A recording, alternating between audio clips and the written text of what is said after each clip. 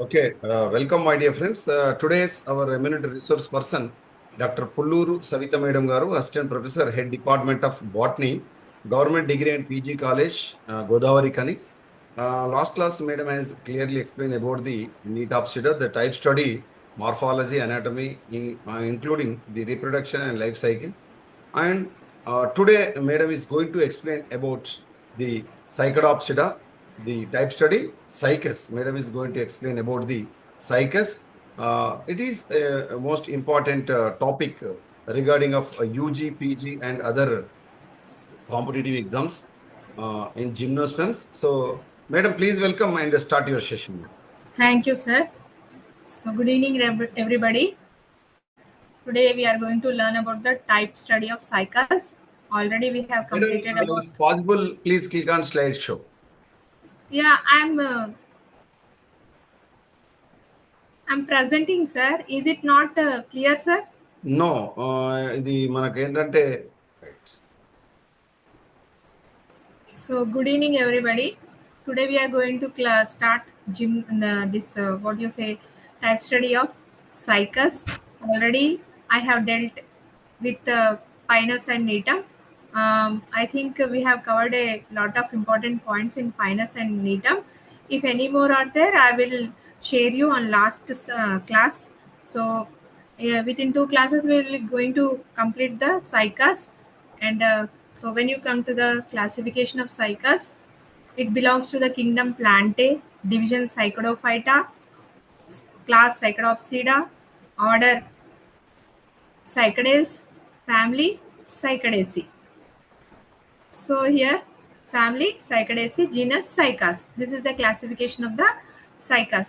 Already I have told you that we should not leave the classification part. It is very important.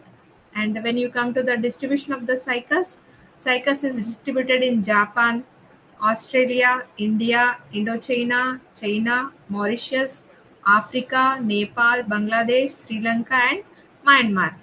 18 species are distributed mainly in the Western Ghats, Eastern Ghats, and northeastern regions of India. So, in our India, 18 species of cycas are distributed, where Cycas sarcinalis is endemic to India. So, in our India, the Cycas sarcinalis it grows as an endemic plant, whereas Cycas revoluta is native to Japan, also called as sago palm. Light. So this Cycos revoluta, it is native to Japan and it is also called as sago palm because sago, which is also called as sagubium or sabudana, is extracted from this Cycas revoluta. And Cycas bedomi is found in the Tirumala hills. So Cycas bedomi is found in the Tirumala hills. This is about the distribution part of the Cycas. And when you come to the morphological characters, Cycas is considered as a living fossil. So in Saccharopsida, many species are there, but many plants are there where only the cycas is seen spread all over the India or the countries. Hence, it is called as the living fossil. Most of them are fossils only. Only cycas species are they are living till today. Hence, it is called as the living fossil. Cycas is palm-like evergreen plant. The plant body consists of a columnar aerial trunk with a crown of pinnately compound leaves as at its top. So, aerial trunk with a crown of pinnately compound leaves at its top. Here it is unbranched and consists of a columnar trunk as we see in date palms, etc. So here hence it is called as columnar.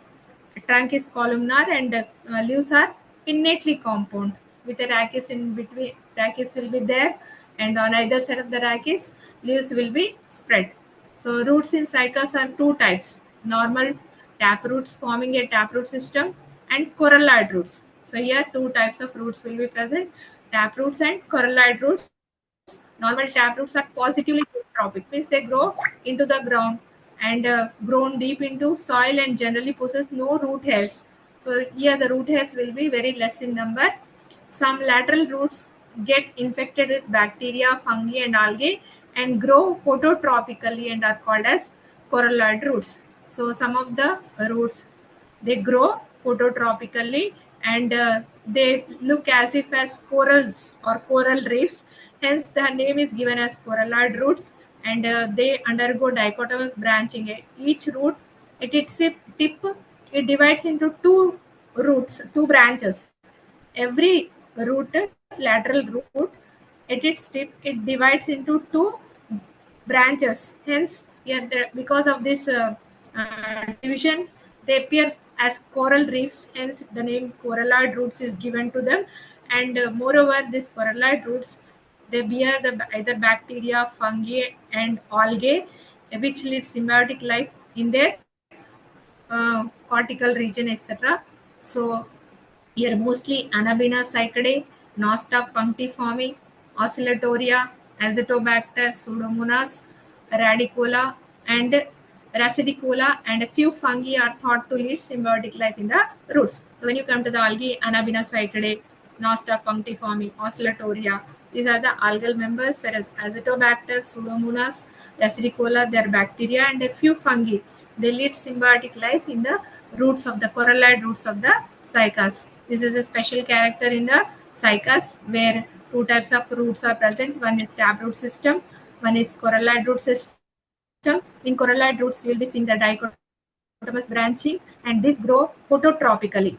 As all the roots grow geotropically, the coralloid roots grow phototropically, and in these coralloid roots, you will be seeing the symbiotic association of Anabina, Nostoc, Oscillatoria, Azotobacter, Pseudomonas, and a few fungi. So next, when you come to the stem, it is thick, woody, and usually unbranched. It is tuberous when young. When it is young in nature, you will be seeing it is very fat or tuberous in nature, but columnar, erect, and stout at maturity. And growth of the stem is monopodial. Yeah, no branches are seen, only the monopodial growth will be there. The aerial part of the trunk remains covered by thick armor of large and small rhomboidal leaf bases arranged alternately. So the trunk is covered by armor of large and small rhomboidal leaf bases. What are leaf bases? These leaf bases are nothing but when the old leaves fall off, they leave off their bases on the stem itself. And these leaf bases, they are found on the trunk. So the larger leaf bases represent the base of the foliage leaves. Small and larger leaf bases will be there on the trunk region, where the larger leaf bases represent the bases of the foliage leaf, while the smaller ones are the bases of the scaly leaves in male plants and scales and megasporophylls in the female plant. So the larger leaves represent the bases of the foliage leaves, whereas the smaller ones represent the scaly leaves in the male plants and scales and megasporophylls in the female plant. So as we know, we in the cycas, two types of plants will be there, male plants and the female plants. So the age of the plant can be calculated by counting the number of crowns of leaves and megasporophylls which are produced every year. So the age of the plants can be estimated by number of megasporophylls and crowns of leaves produced. Among all cycas species, Cycas media is tallest, attaining a height up to 20 meters. So among all the cycas species, Cycas media is the tallest, attaining a height of 20 meters. When you come to the leaves, two types of leaves are present in the cycas. These are green assimilatory or foliage leaves, and scaly leaves are cataphylls. So here two types of leaves, foliage leaves and scaly leaves, which are also called as the cataphylls. Foliage leaves are green, large, pinnately compound, and stout leaves with a spiny petiole and large strong rachis. Rachis is nothing but it is the middle part of the leaf. The rachis wears many leaflets. Leaflets are called as the pinna. So it is the axis of the leaf. It is called as the rachis, and rachis, the leaflets are also called as here pinna. Each pinna is sessile, elongated, ovate, or lanceolate in shape with a spiny or acute apex. Each pinna is the leaflet or the pinna is sessile, elongated, ovate, or lanceolate in shape with a spiny or acute apex. Each pin or leaflet contains a midrib without any lateral branching. Here in this cycas leaflets also lateral branches are absent, and only the midrib is present. Leaves when have circinate coiled pinnae like those of ferns. This is called as circinate vernation. Very young parts of cycas are also covered by fern-like heads or ramenta. This is the pteridophytic character. Here the leaves when they are young, they coil round, they coil inside, which is called as the circinate vernation. And in these leaves are when they are young, they are covered by hairs or ramenta. Then when you come to the anatomical part, when you come to the anatomy of the root is circular in outline and resembles structurally with dicotyledons. So, root is circular in outline, resembles structurally with dicotyledons. Outermost layer is epiblema or exodermis. Some cells possess root hairs. This is a common character. It is in the wide zone of parenchymatous cortex. There are present many intercellular spaces. Cells of the cortex remain filled with starch. Some tannin-filled cells, mucilage cells, and sometimes spiroraphites are also present in the cortex. Sir, Malay. Ikkada root is circular in outline and resembles structurally with dicotyledon. Root is a circular, it don't has any disturbance. Root is circular in outline, a ring-like structure and resembles dicotyledons. ద్విదళ బీజాలతో ద్విదళ బీజాల్లో ఉన్నటువంటి వేరే నిర్మాణం ఎట్లా అయితే ఉంటుందో ఇక్కడ route కూడా అట్లాగే కనిపిస్తూ ఉంటది. సో అవుటర్ మోస్ట్ లేయర్ ని ఇక్కడ ఎపిబ్లేమా అంటారు. Outermost layer is epiblema or exodermis. Some cells possess root hairs. In this epiblema or exodermis or epidermis also, you can call it as epidermis also. In this you will be seeing some cells possessing the root hairs. అర్థమైందా? Did you understand? Yes, madam. In the wide zone of parenchyma, after the epidermis, you will be finding the cortex. So it is here the cortex is having the widely elongated cells. So in the wide zone of parenchymatous cortex, there are present many intercellular spaces. So cortex is divided into outer cortex, middle cortex, and inner cortex. Whereas middle cortex has the cells which are widely elongated to bear the nosta, canabina, etc. So along with that, you'll be finding in the cortical region, which is filled with the starch, tannin, mucilage, spiroraphites, etc. These are all the secondary products or the this sclerites, etc. They are present in the cortical region of the cycas. Cortex is delimited by single layered endodermis. Casparian strips are present in the Casparian strips. It is not steps. Casparian strips or bands are present in the barrel-shaped cells of the endodermis. So this is about the endodermis. Endodermis is followed by multi-layered pericycle.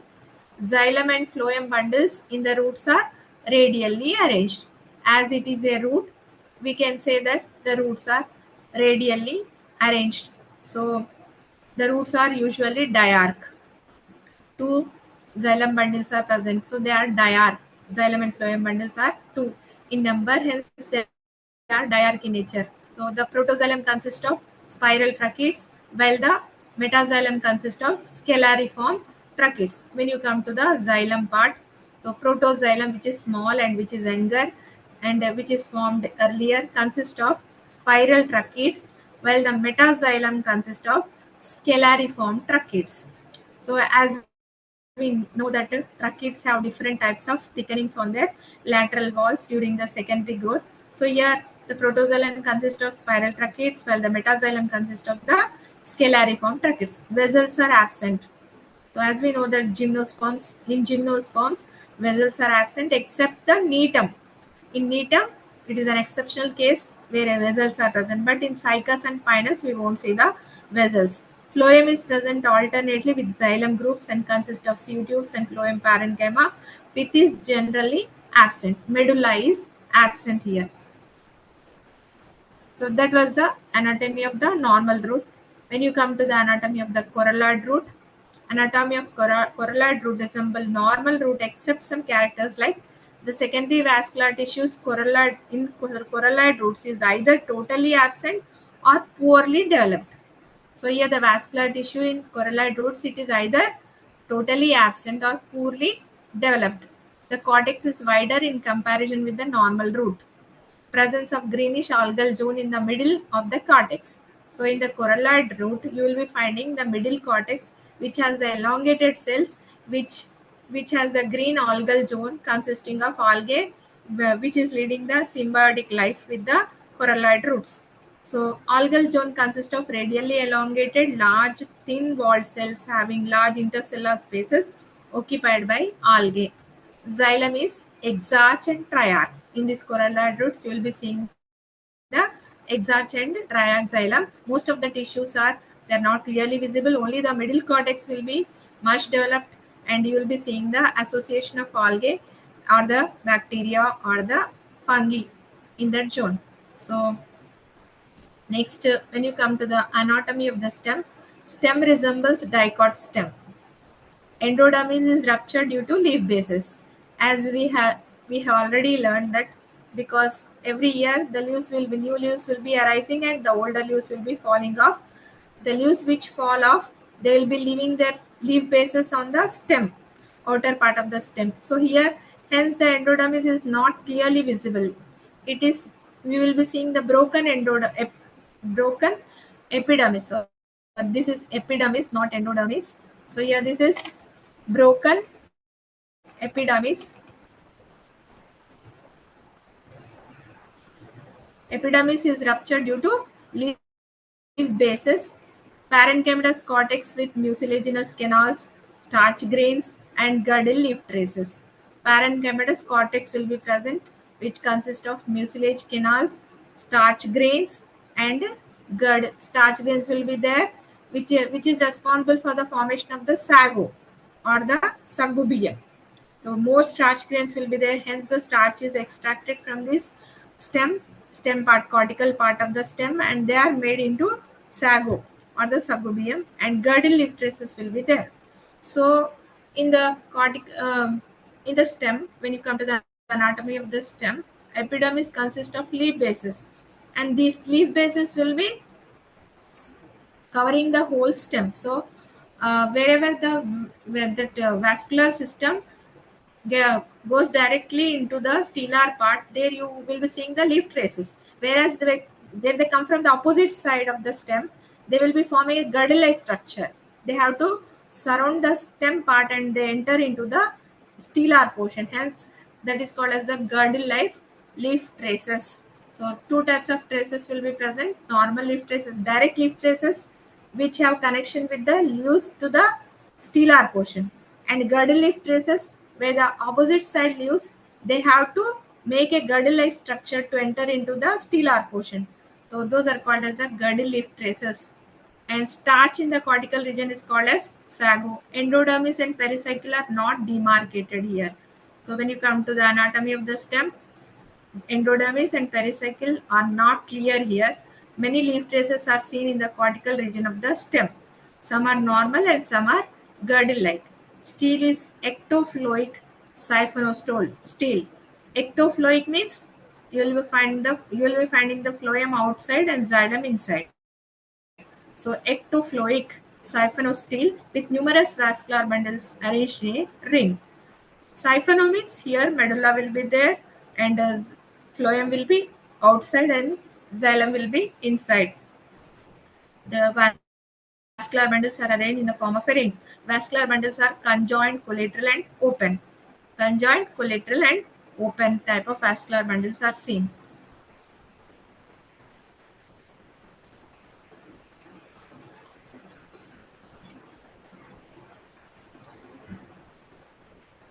So xylem consists of tracheids and xylem parenchyma. Phloem protoxylem consists of scalariform thickenings, whereas metaxylem consists of scalariform thickenings with bordered pits. So here protoxylem consists of scalariform thickenings, whereas metaxylem consists of scalariform thickenings with the bordered pits. Phloem is present outside the xylem. Vessels are absent. Sieve tubes and parenchyma, companion cells are absent. Here the stem has somewhat peculiar characters. Vessels are absent. Sieve tube and parenchyma, companion cells are absent. As we know that it is a common point in the gymnosperms. Pith is large with mucilaginous canals and starch, which is called as sago. Here in the medulla also starch grains are present. In the cortical region and the medulla or the pith, we will be finding the starch grains, one from which sago is made. Xylem is monoxylic in nature. Xylem is monoxylic in nature, and during the secondary growth, polyxylic condition is seen. During the secondary growth, monoxylic means here the xylem rays will be many in number, and the walls will be very thin in nature. Here this wood, it is not suitable for making the furniture. It is not that much strong.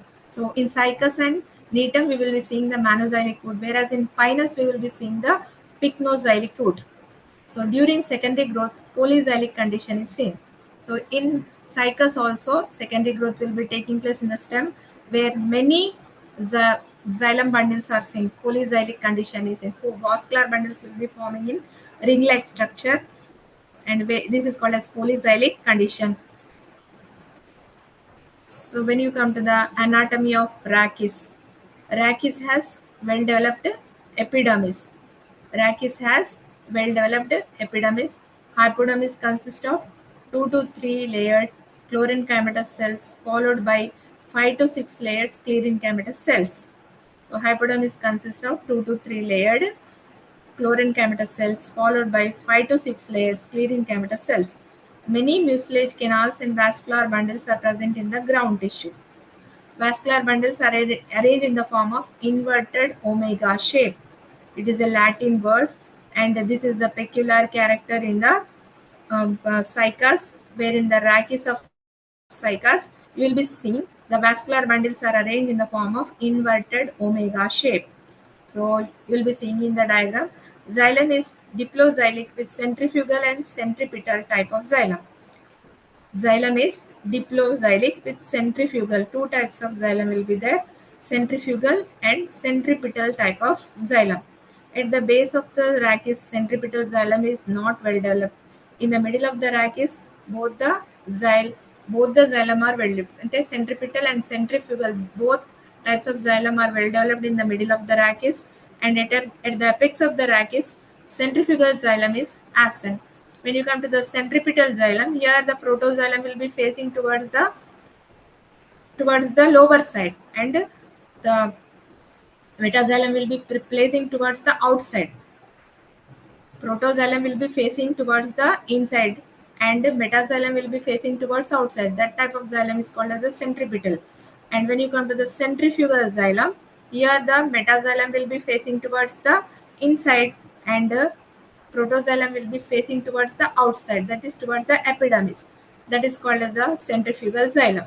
So here at the base of the rachis, only centrifugal xylem will be present, and centripetal is not very well developed. In the middle of the rachis, both of them are very well developed, and apex of the rachis you will be finding centripetal xylem is well developed and centrifugal xylem is absent.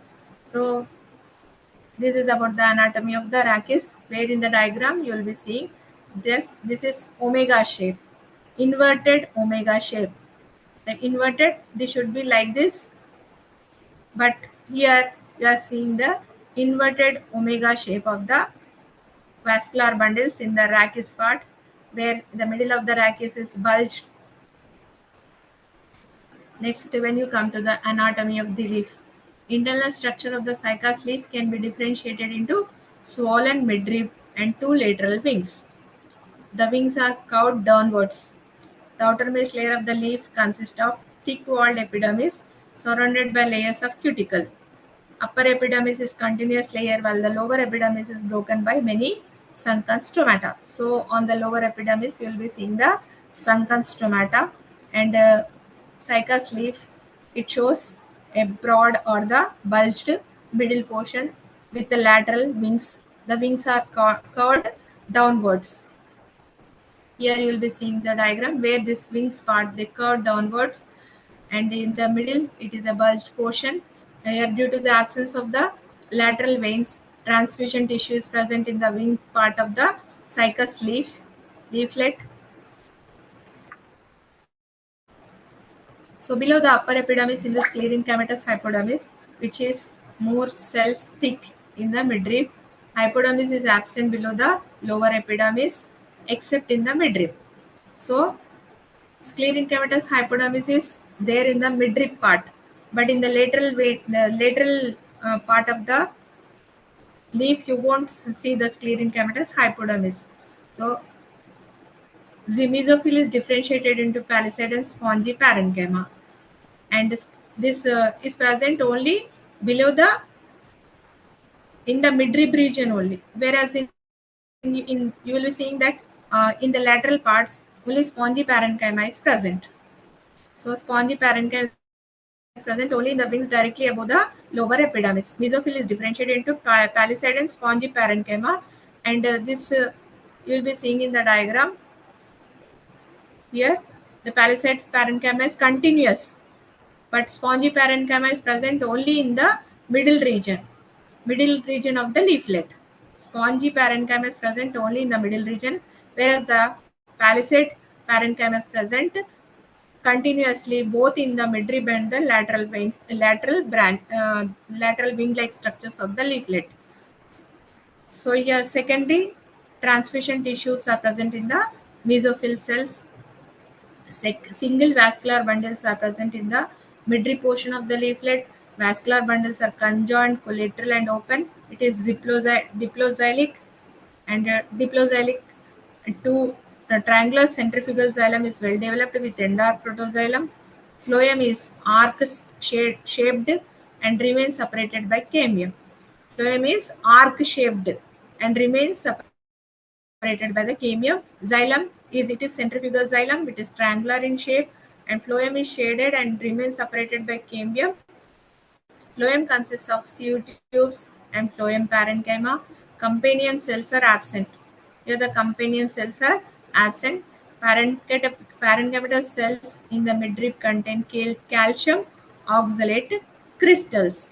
You will see here the crystals will be there, and centrifugal xylem part where triangular shaped xylem will be there, and this arc shaped phloem part surrounding the xylem. You will be finding the arc shaped phloem part will be there, and secondary transfusion tissue is there in the lateral veins and also in the mesophyll regions. So here it is the substitution of the lateral veins to transfer the transportation of the water and minerals to the lateral part of the leaflet. So when you come to the xerophytic adaptations of cycas leaf or the characters of the cycas leaf, thick cuticle present to prevents the excess transpiration. Thick cuticle is present, which helps in preventing the excess transpiration. Sunken stomata are present in the leaves, which prevent loss of water only on the lower side. That too on the lower side only the sunken stomata are present. Hypodermis is 1 to 2 layered and contains lignified cells. It also has mucilaginous canals which store water and check transpiration, which is a xerophytic character. Sclerenchymatous hypodermis is present, and also cells are lignified. Mucilaginous canals are there, and these are all the xerophytic characters of the cycas leaf. Thank you. This completes our cycas morphological and anatomical character. Next class we will be dealing about the reproduction in cycas. If anyone has any doubt, you can ask me. Okay, Roja, Akhila, Shravanti, Yamuna, any doubts? Okay, madam, thank you very much. Tomorrow we will meet same time. So tomorrow I think it will be somewhat a problem to me because Chakrapani sir's retirement function is there.